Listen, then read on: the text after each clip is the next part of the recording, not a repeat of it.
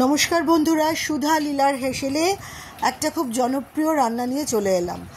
বাঙালির রান্নাঘরে চুনো মাছ থাকবে না এরা হয় না, সে কাচকি মাছ বলুন, মোরলা মাছ বলুন বা পুঁটি মাছ বলুন। তো আজকে কাচকি মাছের ঝাল খুব সাধারণভাবেই করে দেখাবো।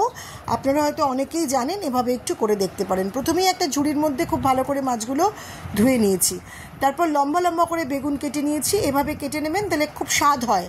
আর কেটে নিয়েছি আলু ভাজার মতো করে, একটু লম্বা লম্বা করে আলু। এবার এই বেগুন আর আলুটা কেটে নিয়ে আমি খুব ভালো করে জলে ধুয়ে নিয়েছি। তারপরে এই মাছের মধ্যে আমি একেবারে নুন, হলুদ, শুকনো লঙ্কার গুঁড়ো, একটু লাল কাশ্মীরি লাল লঙ্কার গুঁড়ো দিয়ে মাছটাকে খুব ভালো করে মেখে নিলাম। তার আগে কিন্তু মাছটা আমি ঝুড়িতেই ফেলে কলের তলায় বারবার করে জল দিয়ে দিয়ে ধুয়ে নিয়েছি। খুব চুনো মাছ, কাটার কোনো দরকার নেই, আপনারা ভালো করে ধুলেই হবে। তারপর মশলা দিয়ে খুব ভালো করে মাছটাকে এভাবে মেখে নিতে হবে। নুন, হলুদ, শুকনো লঙ্কার গুঁড়ো আর একটু ধনে গুঁড়োও দিয়েছি, আর তার সাথে লাল কাশ্মীরি মির্চের গুঁড়ো রঙের জন্য। মাছটা আমরা এভাবে খুব ভালো করে মাখিয়ে নিলাম। মাখিয়ে নিলে স্বাদটা একটু ভালো হয়, সেই জন্য। এরপরে কি করব চলুন দেখি। এই মাছটা মাখিয়ে নিয়ে আমি একটা সাইডে রাখলাম, কড়া চড়ালাম। কড়াতে এবারে আমি বেগুনটা লাল লাল করে একটু ভেজে নেব, আর আলুটাও বেগুনের সাথে দিয়ে দিয়ে ভেজে নেব। তারপর মাছগুলো সব দিয়ে দেবো। আর বেগুনটা আর আলুটা ভেজে আমি তুলে নিয়েছি, কারণ গলে যাবে।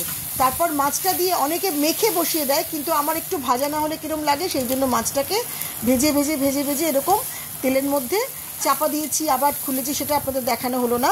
কিন্তু এভাবে বেশ কিছুক্ষণ ধরে, মিনিট 3 মিনিট 4 ধরে চাপা দিয়ে দিয়ে ভেজে নিয়েছি। তারপর কড়াইতে সর্ষের তেল আবার দিয়েছি, আর মাছটা তো ভেজে আগে তুলে রেখেছিলাম। কড়াইতে সর্ষের তেল দিয়ে আমি একটু কালো জিরে ফোড়ন দিলাম, বেশ কিছুটা, মানে এই 1/2 চামচ মতো কালো জিরে ফোড়ন দিয়েছি। আর আমি দিলাম পেঁয়াজ কুচোনো। পেঁয়াজ কুচোনোর সাথেও কিন্তু আমি একটু হলুদ গুঁড়ো আর একটু শুকনো লঙ্কার গুঁড়ো দিয়েছি, কারণ একটু লাল লাল রং হওয়ার জন্য। এবারে পেঁয়াজটাকে একটুখানি ভালো করে লাল লাল করে ভেজে নিয়ে আবার একটু ধনে গুঁড়ো দিলাম। তখন আমি ওখানে মাখানোর সময় ধনে গুঁড়ো দিয়েছি, আবার একটু ধনে গুঁড়ো দিলাম।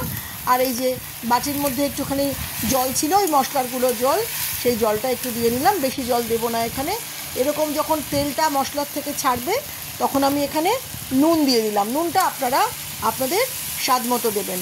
নুনটা দেওয়ার পরেও এভাবে পেঁয়াজটার সাথে ভালো করে মাখিয়ে নিলাম। তারপরে আবার আলু আর বেগুনটাও আমি ভেজে তুলে রেখেছিলাম, সেই আলু বেগুনটাও, ভাজা আলু বেগুনটা আবার দিলাম। দিয়ে আবার খুব ভালো করে ওই মশলাটার সাথেই নেড়ে চেড়ে নিলাম, যে মশলাটা ভাজছিলাম পেঁয়াজের সাথে। তারপরে এখানে ভাজা কাচকি মাছটা, যেটা আমি ভেজে নিয়ে তুলেছিলাম, সেটা এবারে আলু বেগুনের সাথে মিশিয়ে আবার ভালো করে এই পুরো পেঁয়াজ বাটাও দিতে পারেন বা কুচনো পেঁয়াজও দিতে পারেন। আমি কুচনো পেঁয়াজ দিয়েছি। আমি আবার একটু শুকনো লঙ্কার গুঁড়ো দিলাম, কারণ আমার মনে হচ্ছিল লাল লঙ্কাটা একটুখানি, রঙটা একটুখানি কম হচ্ছে, ঝালটা একটু কম হয়েছে, সেই জন্য এটা খুব ঝাল ঝাল খেতে ভালো লাগে। সেই জন্য আবার একটু শুকনো লঙ্কার গুঁড়ো দিয়ে আবার এখানে কষিয়ে নিলাম। আর নামাবার আগে বেশ কিছুটা ধনেপাতা দিলাম। ধনেপাতাটা কিন্তু দেবেন, নাহলে স্বাদটা ঠিক আসে না। আবার বেশ কিছুটা ধনেপাতা দিয়ে নামিয়ে নিলাম। ব্যাস, এবার গরম ভাতের সাথে এই কাচকি মাছের ঝাল পরিবেশন করুন, দেখবেন খুব ভালো লাগবে। আর বাড়ির মা বউদের তো এই ছোটো চুনো মাছের ঝাল ভীষণ প্রিয় হয়। ভালো লাগলে একটা লাইক, শেয়ার, কমেন্টের আশা করলাম। ভালো থাকবেন সবাই।